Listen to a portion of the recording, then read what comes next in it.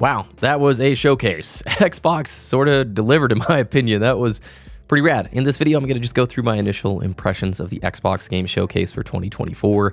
They really had to deliver, and I think walking away, they've got some solid titles in the lineup. I left pretty optimistic. I went in pretty pessimistic. Before we get any further, if you watched the showcase today, would you let me know right now what your favorite game was, or the one you're most looking forward to, or a standout moment? I'd be very curious to see.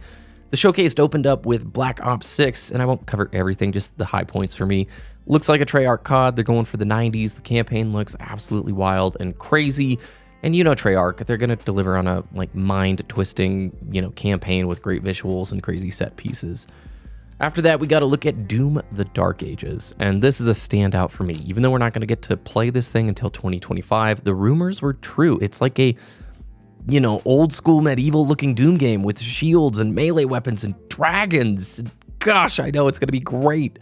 Apparently it is a part of the Doom 2016 Eternal trilogy. It's like a prequel to it. I can't wait. It's going to be so freaking rad.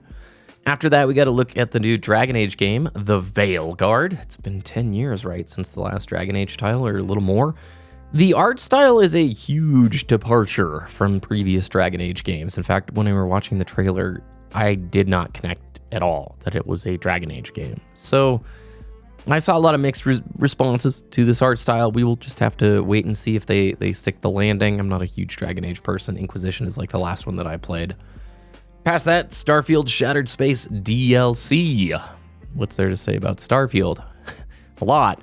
It looks great visually, but honestly, Bethesda has a lot of work cut out for them in order to get people not on Game Pass to probably pick up and buy these.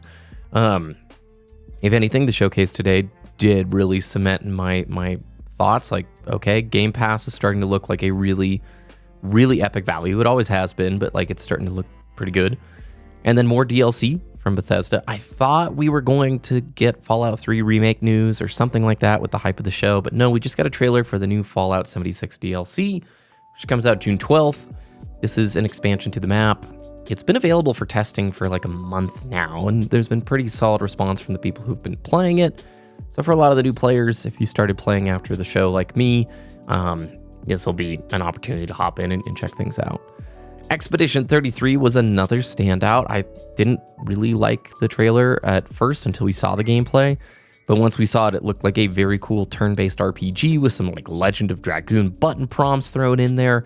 Visually great, but there's so many engine demo looking games where you walk through beautiful spaces. So when we finally did see the gameplay, pretty excited there. World of Warcraft, because this is our showcase now that Blizzard Activision is a part of the family. The new cinematic trailer for their next expansion, The War Within, looked like a WoW expansion trailer. So if you're really excited, let me know. I think that comes pretty soon, right? Isn't that in just August? And a huge standout for me, Metal Gear Solid Delta Snake Eater, some more gameplay from the Virtuous Missions segment of the game. This is a remake of Metal Gear Solid 3.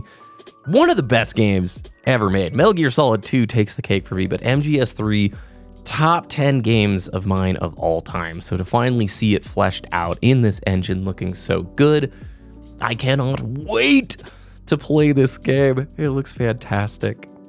Perfect Dark, speaking of an old franchise, we got a gameplay trailer for the new Perfect Dark game.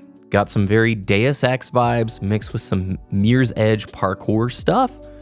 And honestly, the reception seems super good. I was not somebody who played Perfect Dark when I was younger, but I know that franchise has a ton of equity and fans who are way invested in it. So hopefully that game is going to be good. But online, on my timelines, people were freaking out. Past that, the new Diablo 4 DLC cinematic trailer. It's pretty gross. I'm not going to put really any footage in here, but that's coming. And again, all this stuff is Game Pass Day 1 stuff. And then Fable. Boy, it's been a long time. What so much stuff and storyline about the troubled development of Fable titles, right? It looks pretty cool.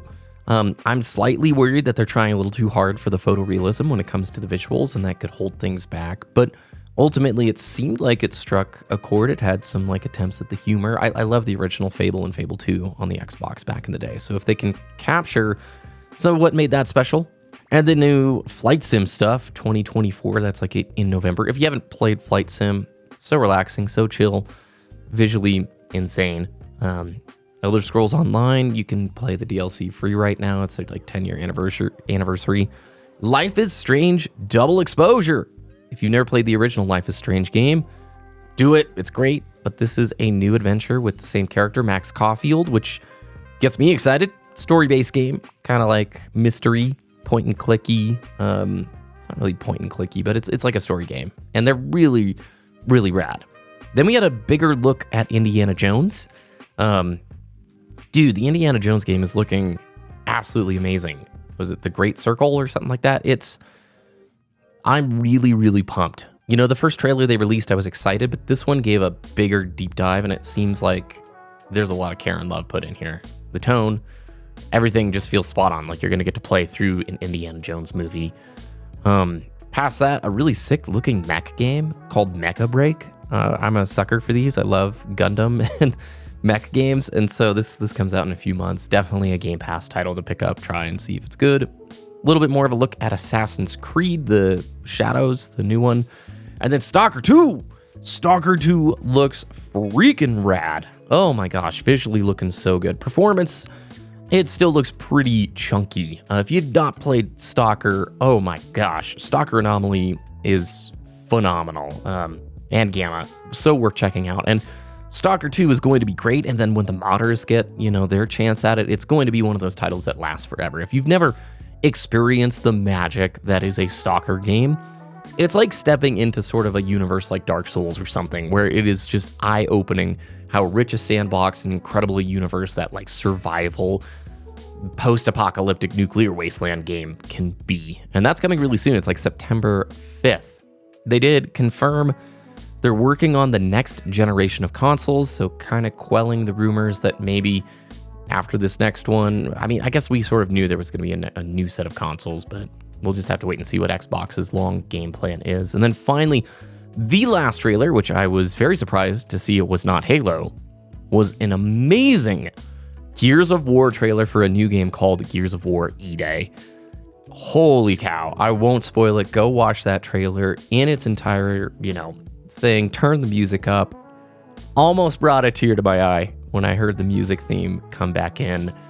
Absolutely rad. No release date, nothing like that, so I'm guessing it's a 2025 kind of an event. But overall, I went in pretty apprehensive, thinking they weren't going to land, and I'm walking away going, all right, I will resubscribe to Game Pass for like plenty of these games. Real quick, I was shocked that there wasn't anything Halo related. I feel like 343 missed an opportunity here to communicate, even if, it was just for Infinite. There's been tweets online about this rumored Combat Evolved remake in Unreal Engine, and it's coming to PlayStation, stuff like that.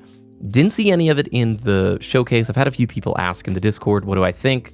Honestly, if that's what they're working on, it's kind of confusing, like why they would do that. I'm not like against it, but why remaster CE when it's already had a remaster? I know CEA was not done well. It's the Gearbox port. It didn't fulfill all that stuff, but it seems strange that they wouldn't take a stab at something new or Halo 3 or who knows. I don't know. I'm totally lost in terms of what like 343 is doing until they like communicate what their game plan is. I really did think we were going to see something like multiplayer related, maybe like the certain affinity thing or yeah, I don't know. We'll just have to wait and see. And then on top of it, it is always tough, seeing Xbox leadership and just knowing about the layoffs and the challenges and all the junk that's gone on over the last 6 months. And I guess, they can't come out and just say like, hey, it's a tough time, great studios, had to shut them down. I mean, it's not the place for that, I guess. And it's all about, everything's awesome, infinite growth, all that jazz. But I walk away going like pretty sick showcase. And I think this was a do or die moment. And I think they landed something solid. No talking, just trailer.